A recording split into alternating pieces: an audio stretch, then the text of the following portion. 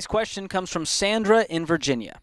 My husband and I have been married 7 years, and this is the second marriage for both of us.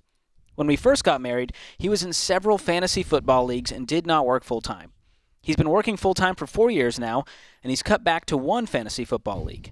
He's cut back. He's cut back. That's a great language. I have no issue with watching games. However, the 15-plus hours a week that goes into following pro football is a bit much. Growing up, my father frequently bet on horse races, losing quite a bit of money and time to this addiction. Because of this, I'm very much against gambling, as I've seen it destroy people and families. Could you please set the record straight regarding if buying into brackets and or fantasy football is a wise financial/life choice? Oh, Sandra. I've got a bunch of friends in my life that are like your husband. Oh, man. So we can answer your money question here. This is very much not a money question. This is a conversation that y'all two need to sit down and have on a couple of different levels. One level being, regardless of what the issue is, fantasy football, watching football, cooking, I want to go back to school, I want to quit my job and start a calligraphy business, whatever it is, something is setting off an alarm system that you have that's been there since you were a little girl because of some behaviors that your dad did.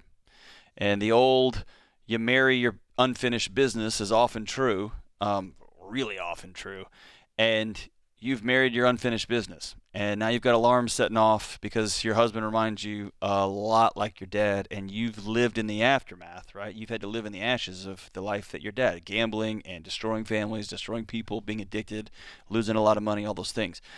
And so, number one, you have to recognize you're dragging your past here. Your body's responding to stuff in the present that happened in the past, and you got to be honest with yourself about it, and more importantly, you got to be honest with your husband about it. And that is number two, which is your husband's hiding and running from something. He is living an alt life. They call it fantasy, right? Just because it doesn't have elves and mushrooms and dragons flying around. Using other grown men as pawn pieces instead of being married. I'm not against fantasy football. If that's what you want to do, rock it on. But living in that world instead of living in the real world, which is your wife and your kids and your home, is a problem. It's a distraction. It's an addiction. It is numbing out. It's disappearing, right?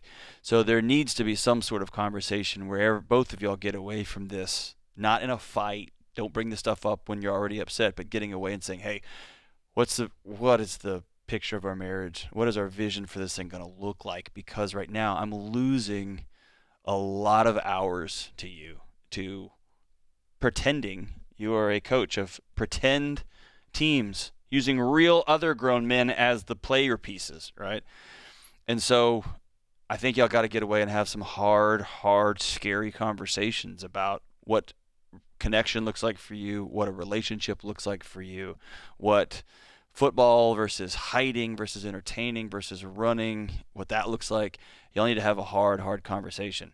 And George, when it comes to is buying into brackets or fantasy football a wise life financial choice, I don't like to look at it like that as much as it's a hobby. It's entertainment. Yeah, it's a game, right? So if you're going to put money aside for going to the movies or going out to dinner, it goes in that category. Yeah. Until it becomes, I got 4 leagues and I don't see my kids. I don't hang out with my wife because I'm in the basement. It's a part-time job. That's exactly right. And so that's what worries me the most, even more than any money spent here. I don't know if it's hundreds or thousands of dollars. I mean, we have some people around the office. They like to do a bracket. It's fun. They throw in $25, and it's just a fun thing.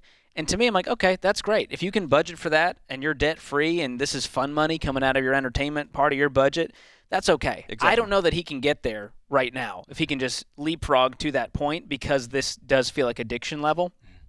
And I would question, is the priority here marriage or fantasy football? And at 15 hours a week, I don't know that he's seeing much of his wife if he's working full-time. Right. And so, no, there's nothing wrong with fantasy football. And, yeah, it can be a really dumb financial choice if you're sinking money and time into this thing that could be better spent elsewhere. I'm sure you guys have other financial priorities over, using pawns in a football scheme with, 25-year-old dudes. I mean, it just feels like there should be more to life than this. And I'm not against sports, right? People spend a lot of money on sports and going to games and season tickets and all that stuff's fun, but not when it takes over your marriage. Right. And I'll be the first guy. I'm one of the loudest voices in the country about, especially with men, need to get together and hang out with friends and be together with friends. In And reality. If fantasy football binds you together, great, man. Have some guys.